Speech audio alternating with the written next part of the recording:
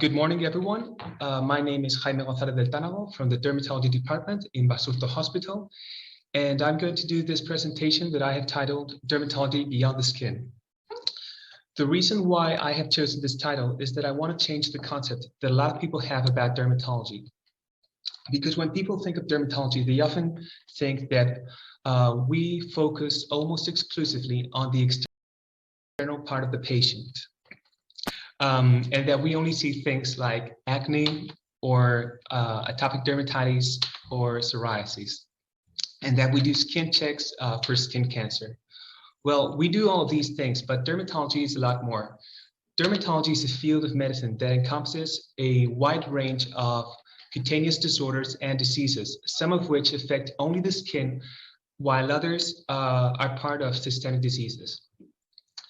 As you may see in this diagram, the skin is not an isolated organ, but instead it is connected to the rest of our body through the blood vessels and the nervous system. And that's why changes in the skin can be very helpful in diagnosing an internal disease. Next, I'm going to show a few clinical examples of findings on the skin that can help a lot in diagnosing an internal disease. This first picture here, you can see a young man with a yellow coloration on his skin and the sclera of the eyes. And as many of you may know, this is called jaundice.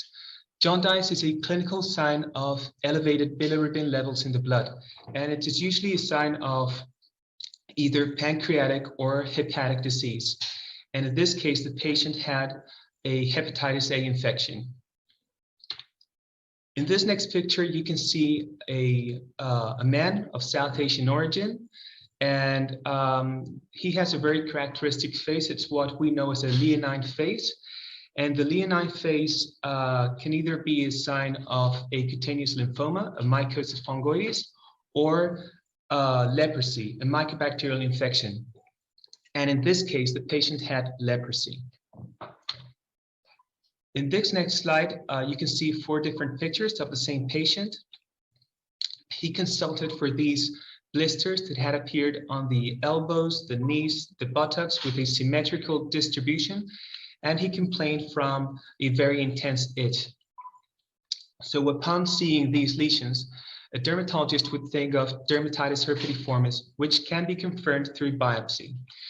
Dermatitis herpetiformis is the cutaneous manifestation of gluten hypersensitivity, and if we diagnose a patient with dermatitis herpetiformis, we should also check to see if he has celiac disease, because sometimes the skin, the involvement of the skin may precede the involvement of the intestine.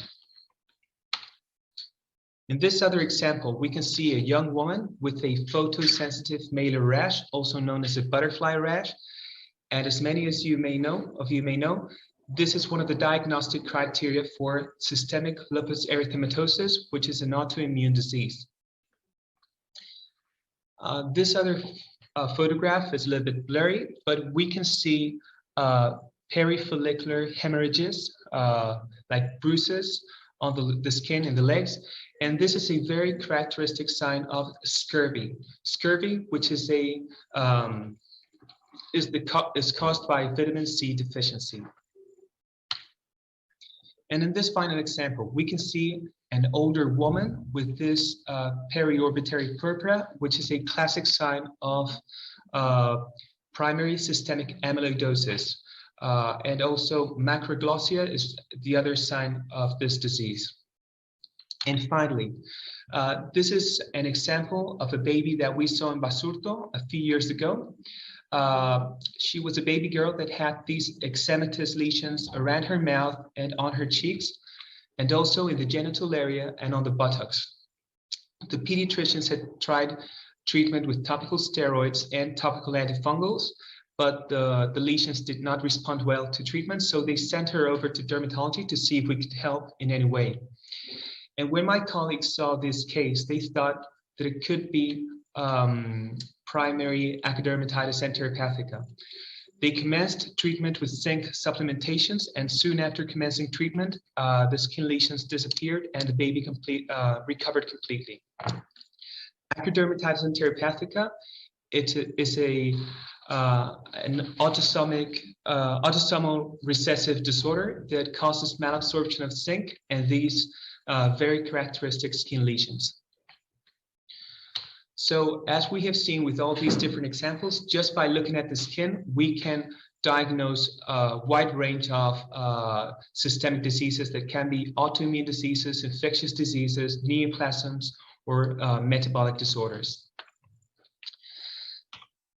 And now I'm going to go more in depth with two clinical cases that we saw in Basurto last year, in which skin findings proved to be very helpful in diagnosing an internal disease, and in which collaboration between the different medical departments was very, very helpful as well. The first case is that of an 80-year-old woman. We received a call from the nursing home telling us about this 80-year-old woman who had diabetes, hyperparathyroidism, and end-stage kidney disease. They told us that she had an extensive ulcer on the left lower leg that had developed over a period of 4 months, and that she complained from severe pain in the area. They had a punch biopsy of the skin, which revealed acute inflammation, which was compatible with pyoderma gangrenosum. So we told them to send the patient over to see if we could help. And this is what we saw. When the patient arrived in hospital, we saw this extensive necrotic ulcer on her left lower leg. And as you may see, muscle, bone, and tendons were exposed. So the patient was hospitalized in the infectious diseases department ward, and there additional tests were performed. These were other ulcers on the thighs, and again, all of these lesions were very painful. So as I said, the patient was hospitalized, and these are the additional tests that were done. First, an ulcer culture where multiple bacteria grew, possibly due to superinfection of the wound. Second, we ran blood tests, and no autoimmune disease was detected. You can see that she had kidney insufficiency and an elevated PDH hormone. And then the patient was assessed by different departments: the pain management unit, plastic surgery, and vascular surgery.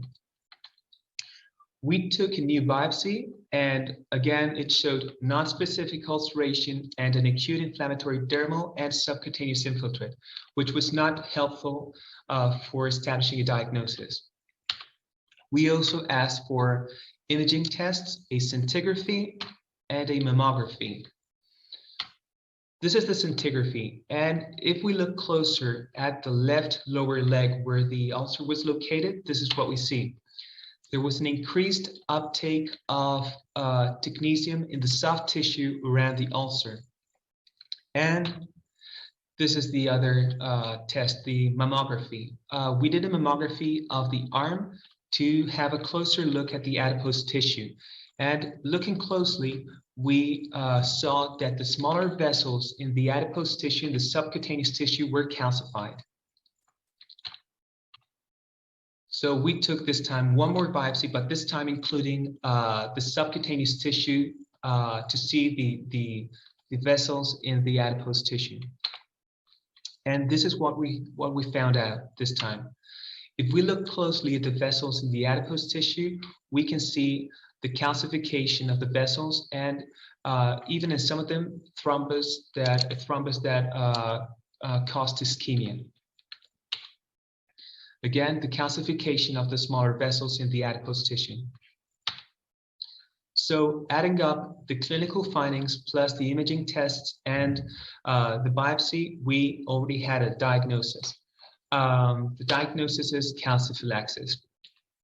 Calciphylaxis is a condition which is characterized by necrosis of the skin and the fatty tissue, and it is mainly seen in patients with end-stage kidney disease or patients who are in dialysis. The primary event is the occlusion of the small blood vessels in the skin by a thrombus, which causes ischemia and necrosis, and this is usually caused by the calcification of the vessels. So Calciphylaxis is a rare disorder. As I said, it typically appears in patients with end-stage kidney disease. It is more common in women, and it has a very bad prognosis with an 80% death rate. As for the clinical features, it starts as a retiform purpura that evolves to painful necrotic ulcers, as was the case with our patient. The diagnosis is based on the clinical features, the imaging tests, and the pathology. And as for the treatment, there are still no guidelines for the treatment of calciphylaxis, but it is based on the pain management, wound care, and treating infection, treating the risk factors, and there are some clinical reports describing treatment with sodium thiosulfate that helps some patients. So for treating this patient, we discussed treatment with nephrology, and they stopped calcium antagonists, they stopped Centrum, vitamin D, and calcium supplements, and they prescribed cinacalcet, which is a calcium mimetic, and they prescribed bisphosphonates. All of these treatments were aimed at lowering the calcium levels in blood and avoiding further calcification of the vessels. And as for us dermatologists, we started treatment with topical sodium thiosulfate and with IV sodium thiosulfate, which is what we read in some clinical reports. This is one of the articles that we found describing treatment with topical sodium thiosulfate, and this is another example of treatment with topical sodium thiosulfate in a patient with ulcers on her legs. So the conclusions for this case are that calciphylaxis is a rare and serious disorder with a very bad prognosis. We should consider it in the differential diagnosis of extensive painful ulcers, especially in the context of kidney disease or patients who are in dialysis. There are no current guidelines for treatment, but sodium thiosulfate may help some patients based on clinical reports. And this is a good example of how complex patients usually require a multidisciplinary management, as was the case with this patient. And now I'm going to speak about the second clinical case. So this was a 60-year-old woman with a record of multiple surgeries for pilonidal cyst. She took no medications, and she was referred to general surgery and then to plastic surgery because of deep ulcers in the intergluteal cleft and the subgluteal folds. And she had severe pain when sitting down and walking because of the ulcers. So this is what the patient looked like when they saw her in plastic surgery. You can see this deep ulcer along the gluteal cleft and this deep ulcer in the subgluteal fold. These kind of ulcers are also called a knife cut ulcers because of their shape. They look as if someone had stuck a knife right in the fold and created this wound. And this is one more picture of the ulcers, this time affecting the inguinal folds and even destroying part of the vulva of the labia majora. So in plastic surgery, they took multiple biopsies, and the report showed an intense non-necrotizing granulomatous inflammation, like something like the sarcoid granulomas. This is the pathology, and if we look closer, we can see this non-necrotizing granulomas, and these are the giant multinucleated Langhans cells.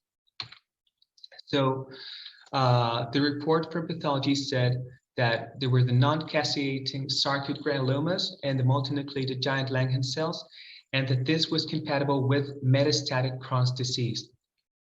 But this, we needed to do a differential diagnosis with other granulomatous disorders such as tuberculosis and sarcoidosis.